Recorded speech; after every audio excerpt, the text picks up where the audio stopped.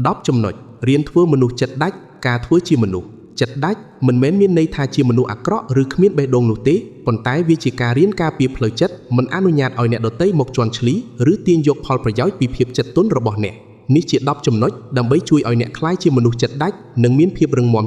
កំណត់ព្រំដែនផ្ទាល់ខ្លួនឲ្យច្បាស់លាស់ set clear boundaries ដឹងពីអ្វីដែលអ្នកអាចទទួលយកបាននិងអ្វីដែលអ្នកមិនអាចទទួលយកបាន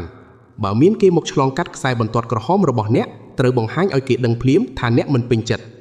2. រៀននិយាយពាក្យថាទេ learn to say no ឈប់យល់ព្រមធ្វើអ្វីគ្រប់យ៉ាងដើម្បីតែផ្គាប់ចិត្តអ្នកដទៃបើរឿងនោះធ្វើឲ្យអ្នកពិបាកចិត្តខាតបង់ពេលវេលាឬថាមពលត្រូវហ៊ានបដិសេធដោយចំនិងគ្មានអារម្មណ៍ខុសឆ្គង 4. ប្រើហេតុផលជាជាងអារម្មណ៍ logic over emotion នៅពេលត្រូវធ្វើការសម្រេចចិត្តសូមកាត់បន្ថយការប្រើអារម្មណ៍អាណិតអាសូរមួយពេលត្រូវសួរខ្លួនឯងថាតើផលវិបាករយៈពេលវែងជារឿងអ្វីហើយយកហេតុផលជាធំ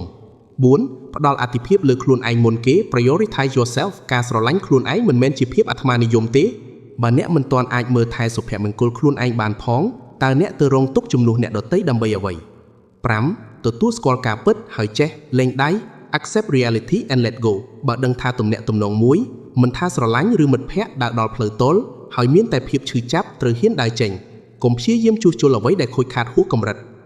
6. ឈប់រំពឹងថាអ្នកដទៃនឹងកែប្រែ stop expecting others to change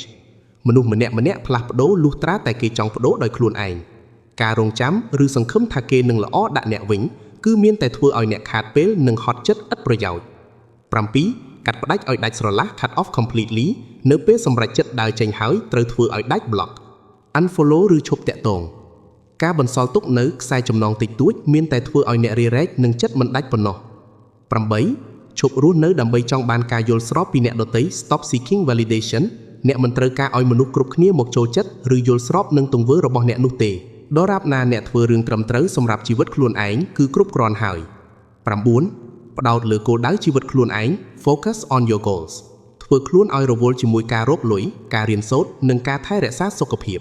នៅពេលដែលអ្នកមានគោលដៅច្បាស់លាស់អ្នកនឹងគ្មានពេលទៅខ្វល់ខ្វាយឬស្ដាយស្រណោះរឿងអត់ប្រយោជន៍ឡើយ 10. យល់ពីច្បាប់ធម្មជាតិថាគ្មានអ្វីស្ថិតស្ថេរ Nothing lasts forever ការជួបបែកបាក់បាត់បង់ឬការក្បត់ជារឿងធម្មតានៅក្នុងជីវិត